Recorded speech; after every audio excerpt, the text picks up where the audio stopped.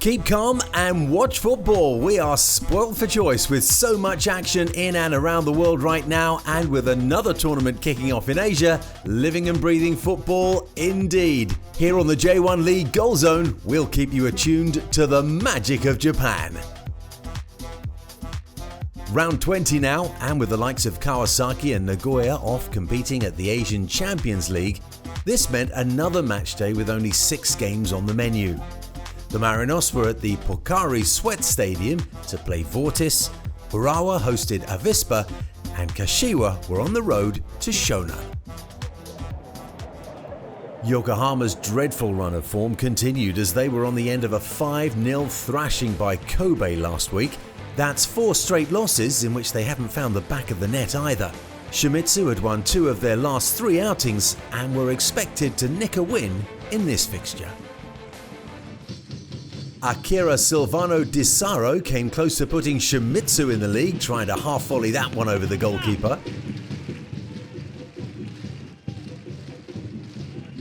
Just a moment later, Yokohama came close to the opening goal of the game. Kazuma Watanabe dancing through the defence, but didn't have the finishing touch. And they were at it again just seconds later. Yuya Takagi blasting that pullback just over the bar. Shimizu came back at the home team with pace. Teruki Hara's cross, Thiago Santana going close this time. Finally, the breakthrough came on the stroke of half-time. Takagi with the cross from the left, Watanabe out-jumping everyone, and that's 1-0 Yokohama. Looking for the equaliser early in the second half, from the dead ball, Santana heads this one over the bar. Just before the hour mark, another chance to draw level. Eiichi Katayama with the chance, Tatsuki Seiku with the important clearance.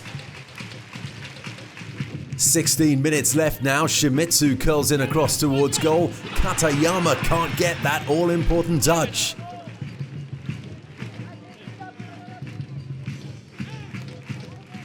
But the equaliser finally did come with 9 minutes left to play. From the corner, Valdo putting that one home, and it's 1-1.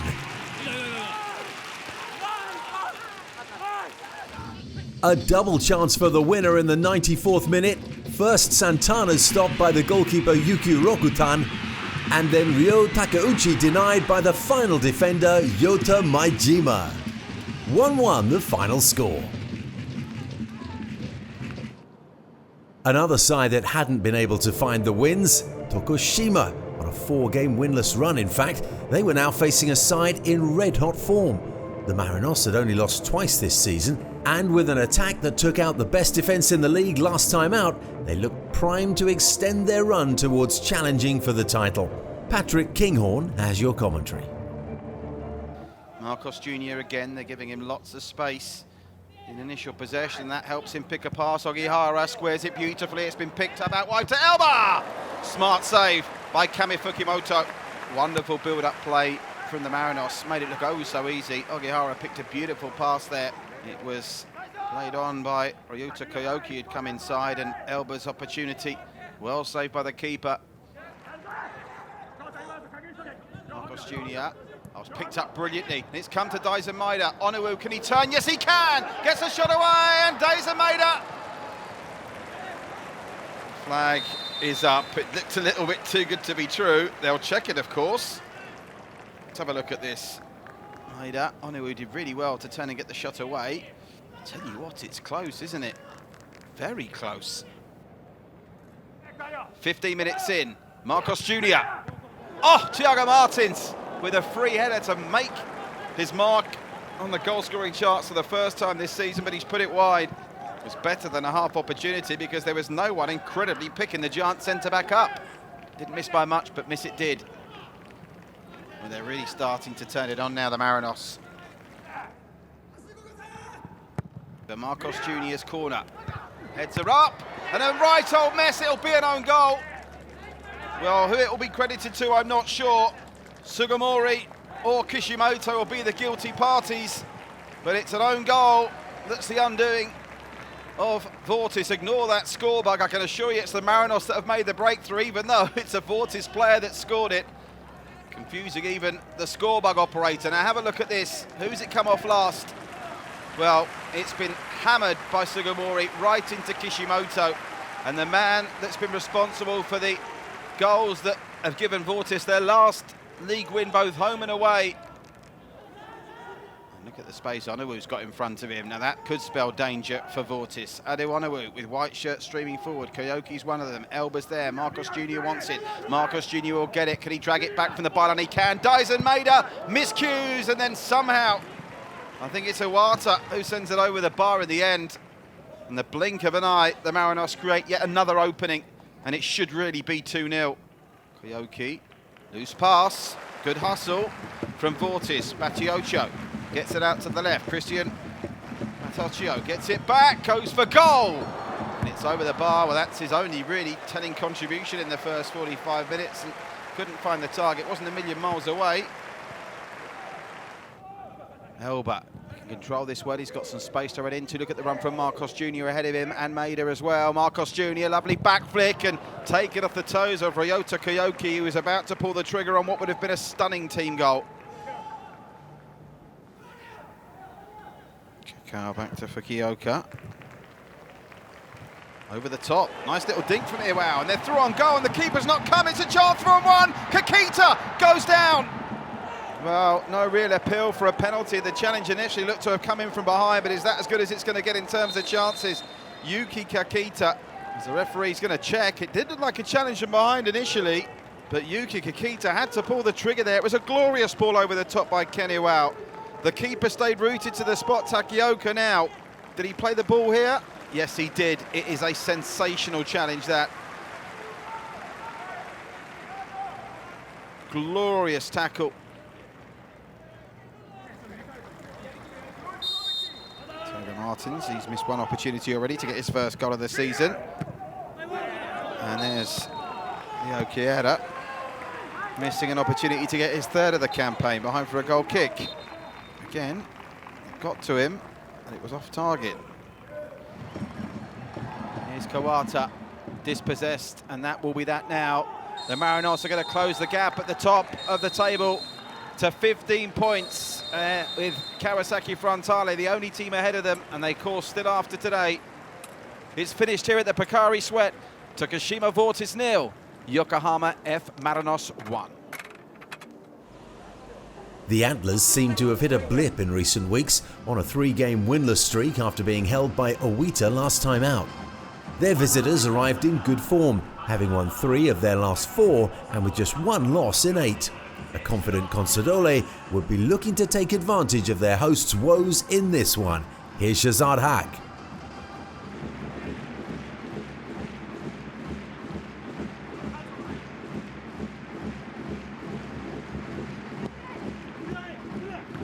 Oh, rising clear, absolutely no one around.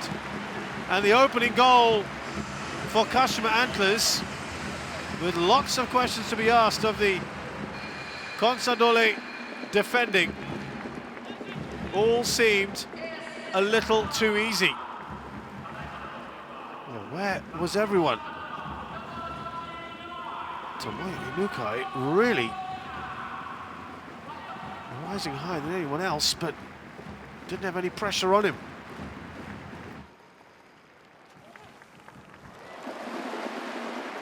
Now bearing down a goal, a chance to finish off. Araki will be disappointed not to have at least hit the target. They left themselves a little exposed there.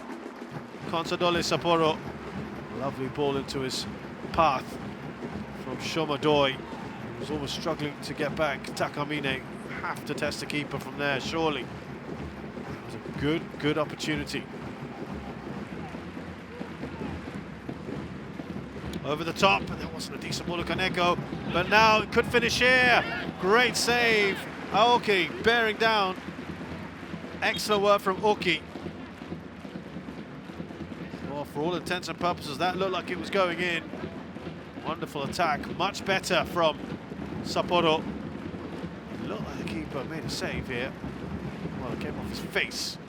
kept himself large. That was important. That's going to hurt. That is going to hurt.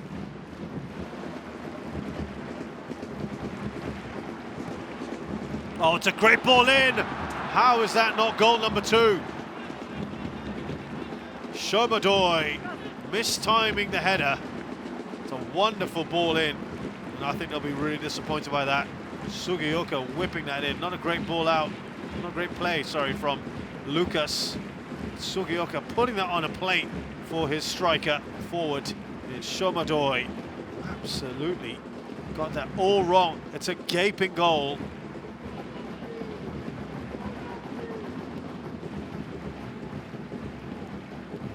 Yokohama, bottom of the table, are 1-0 up against Shimizu Espalsa. And that's all the way through. Easy finish for Pituka. And that's soft defending again. Well, that is the worst possible start to the second half for Sapporo. Great work from Diego Pituka. Seemed no danger here. Good work from one Brazilian to another, but just the way he went past Komai. Very, very soft goal. Over the central defenders and all of that. Missing. There are 3 of them. It's because they do have a habit of pushing up. Easy, easy finish. Lovely work from Everaldo. Gets the assist.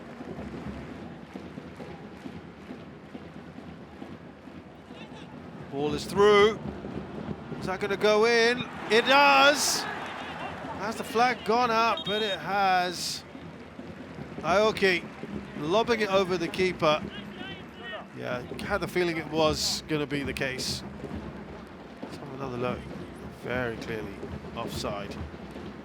I'm trying to exploit that high line. Tanaka, decent ball in. Big shoes to fill for Anderson. Okay, good position. And the shot from Chalatip is blocked. They've got some contact on it. It's alive here, Lucas. It came off Tanaka. A decent ball in, and Douglas was getting ready. And that is a shot on target from the new man in Fukai. 2 Osakas have won their opening matches, so is Kawasaki Frontale. And the Nagoya Grampus have won a couple. Bit of hesitation there from Sugeno. Well, what a mess that is at the back. Poor defending again from Sapporo. Could Sugeno have been a little bit more forthright? Everaldo driving forward. Defenders just couldn't get on the end of it. I think they'll be disappointed. Tsunemoto with the goal. Twice they had a chance, even 3 times to. First Miyazawa missing it, then Aoki, and then he just seemed to hesitate, the goalkeeper. Tsunemoto made no mistake. You've got to give credit to the Brazilian there, Everaldo, for being persistent. And that is his first ever goal in Japanese football for the 22-year-old.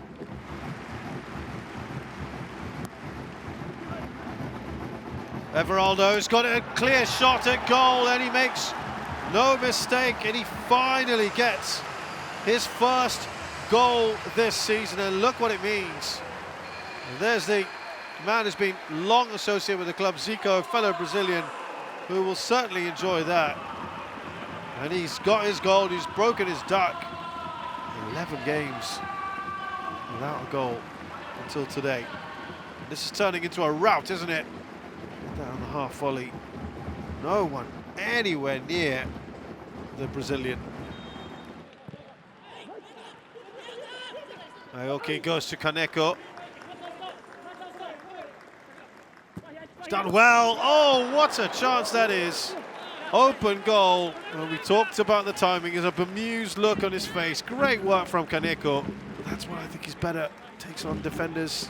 It was a little bit behind him, but it's just not falling his way.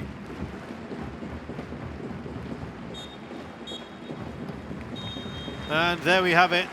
Zico will be very happy with his side. Final score here then, it's Kashima 4, Hokkaido Consadole Sapporo 0. What a resounding way to get back into the win column by the Antlers. More sides looking to make headway across the table. Keep it right here.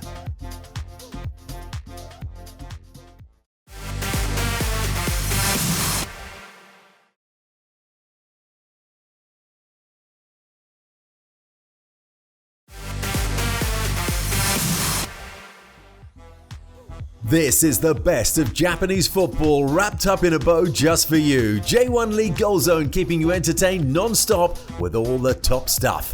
One of the contenders for goal of the season coming up for you. Let's get to it. After a run of 3 games without a win, Urawa were able to turn that around with a victory over Kashiwa last week and would be looking to build on that as they hosted Avispa. The visitors had been in a troubled patch recently, 4 games without a win and losing their foothold in the top half of the table. Here's your commentator, Paul Macefield. Kazumi, it's still Kazumi. Kazumi! From 35 yards, Kazumi picks up the ball, drops the shoulder, creates the yard for himself and makes absolutely no mistake. It's his first goal ever in the J.League, and he won't score many better than this. Skips past the challenger Mai, pulls the trigger, and it finds itself nestled right in the corner. The perfect start then for the Urawa Reds. Ball fired into the near post. It's over now though. Great little glancing header, and absolutely no mistake from Akimoto.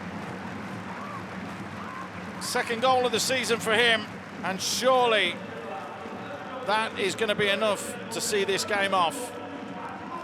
Faintest of glances, he gets in front of his man and just glances it into that far corner.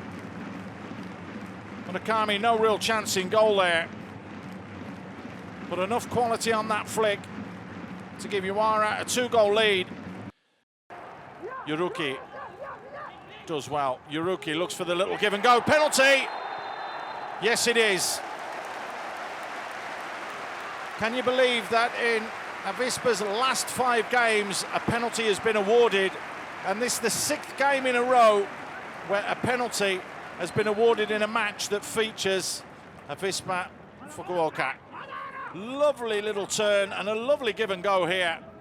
And it did look as though Salomonson played the man and not the ball, which is why the referee had no hesitation for pointing to the spot. Big moment for Kasper Juncker, as the knack of scoring goals over the past season or two. It's saved straight down the middle. Makino just couldn't get on the end of it. What a big save that was from Murakami.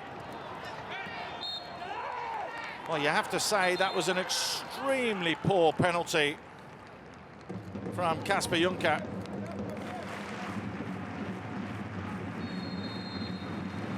There is the full-time whistle. And it was a solid victory that started after 11 minutes with Koizumi, that 25-yard strike that went into the far corner before Akimoto with a glancing header in the 76th minute at the near post. The full-time score here at the Saitama Stadium in the J.League is the Urawa Reds 2, Avispa Fukuoka 0.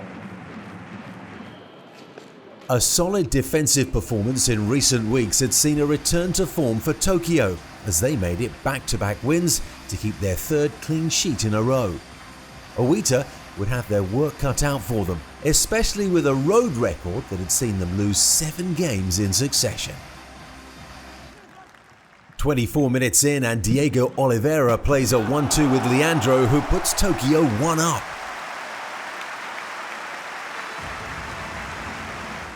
And things got worse for Oita 10 minutes before half-time. Yuto Misao with the high boot, and that's a straight red card. Keigo Higashi left rubbing his face. With Oita down to 10 men, Tokyo were looking to take advantage. Adelton with the shot, but into the side netting. From the resulting corner, the referee does all he can to get out of the way. Leandro eventually finds a Dialton and his header wide of the post. The side netting was becoming a crucial factor in this game. Manato Shineda's cross, Masato Morishige just off target. On the stroke of half-time, Keigo Higashi's side-footed cross finds Oliveira. That's 2-0 to Tokyo as they go into the break. And at the start of the second half, the home team picked up where they left off at the end of the first. Kashif sending it a low ball, parried by the goalkeeper, but only into the path of Ryoya Ogawa.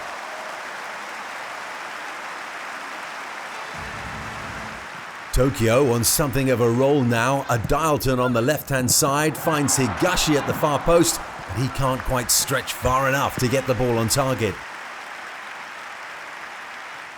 Plenty of possession and chances for Tokyo. A Dialton with this one in the 65th minute, but they had to make do with a 3-0 win. Over in Shonan, the home team had gone 4 games without defeat, even stealing a win over Urawa.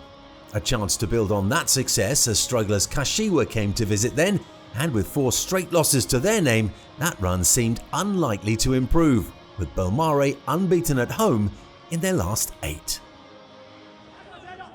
And it was Shonan who got the best start of the two. Shuto Machino turning in a cross that didn't look that threatening, and it's 1-0 after 18 minutes. It was 1-0 at half-time. Early in the second half, Oliveira falls to the ground in the box. Protecting himself, he handles the ball as it's struck towards him. The referee points to the spot. Pedro Raul scores with a super penalty to his left, his first ever goal in the league.